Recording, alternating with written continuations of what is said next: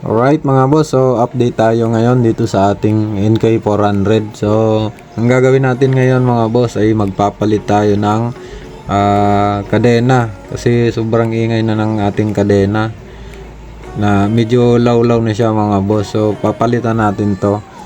Yan pala ang ipapalit natin mga boss, yung DID na O-ring type gold chain.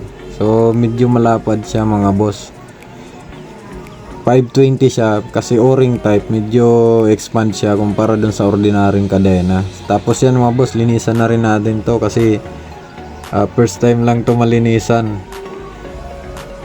Medyo matagal na hindi nalinisan, brasin lang natin siya, crudo ang ginagamit ko dyan.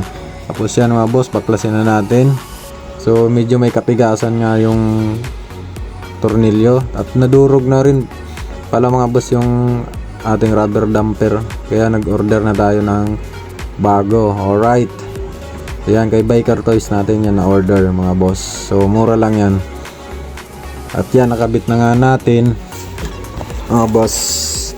Gawa pala siya mga boss sa gulong na rubber damper. So yan, ginabi na tayo mga boss, kasi nagpalit pa tayo dito ng brake pad. Pang Roser NS200 pala yung gamit nating brake pad dyan. Alright mga boss, so yan, natapos na nga natin kinabukasan. Nakabit na natin yung kadena, brake pad. So ready na ito mga boss sa Bicol. So magra-ride tayo po Bicol ngayong December. Alright, so kita-kits na lang mga boss sa daan papuntang Bicol, yung mga sasabay dyan. Alright, let's go.